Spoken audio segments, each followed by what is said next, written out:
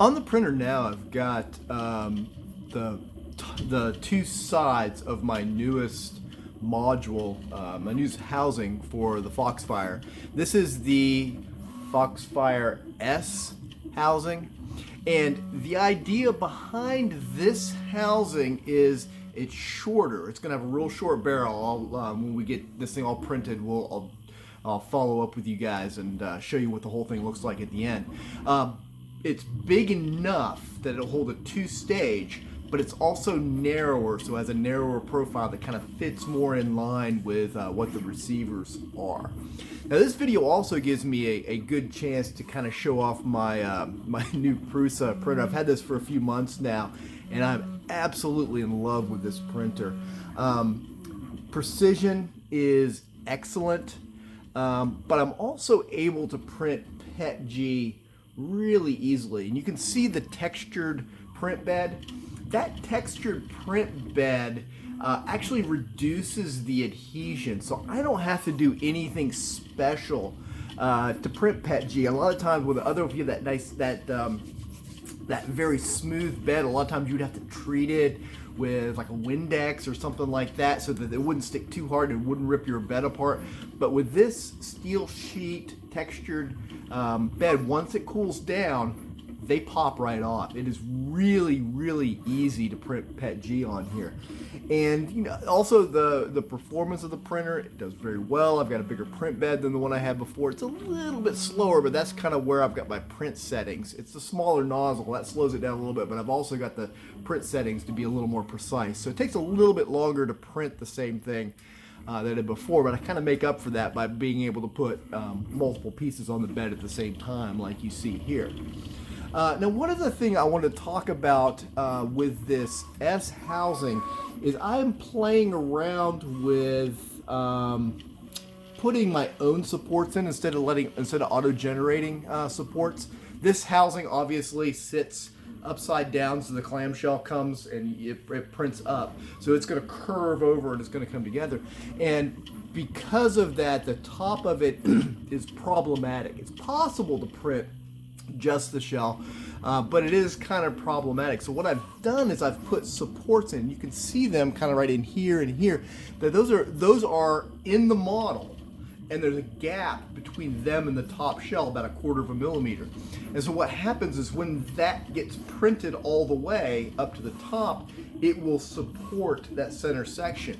Now I did this twofold reason is it generates a whole lot less material. I can custom put the supports where I wanted to, but also it actually does a little bit better job, I found, by putting the supports in there. So I get by with less filament, and I get by with a little bit better support structure. I still have a little bit of stringiness on the inside of it, based on what it comes out, but overall this actually does a really good job of putting this together.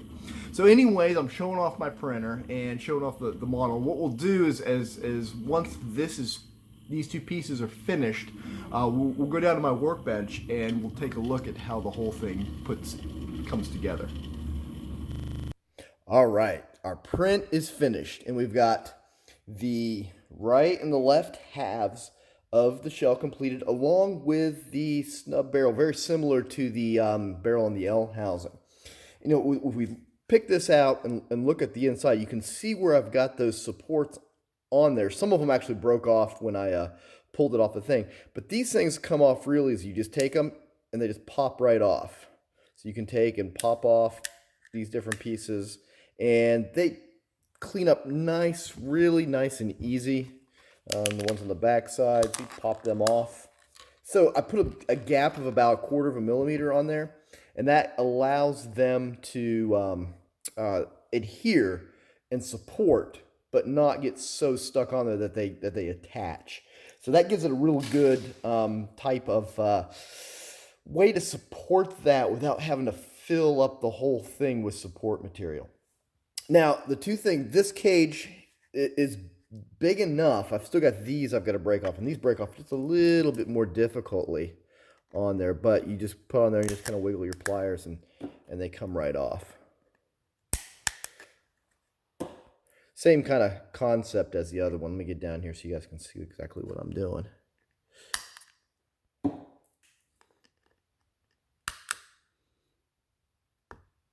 And they just pop right off. And you can see now, we'll set these off to the side and we'll get a good look at this one. It supports a single cage, obviously, and that drops right in there just like that. And eventually this build is going to have this cage in it. But it also supports a two-stage. And this is a kind of a special Foxfire two-stage. And you can see the wheels, there's just enough room in there around this one that the wheel fits right on the housing. So you can run a two-stage cage within this, even though it's as small as it is. And then when the two things come together, put this barrel piece on here, and it kind of locks. I got a little bit of cleanup to do on this right there. Apologize for getting out of frame here. But this pops down right in there like that. The other cage comes across, the other side of the shell comes across like that. And normally it would be put together with 4 screws, and you can kind of get a sense of how it goes together. And then the blaster that I'm going to use here is a Foxfire Talon. So we'll slide that back in out of the way for a second here. Pop it in. Maybe we'll pop it in. And then you can kind of get a sense of what the look and feel of the blaster, let me zoom this out just a little bit, is going to look like with that short housing on there. So anyways, this is a video on the new S housing, S for Shorty, Foxfire MBS. This is 1.4 version. Thanks for watching.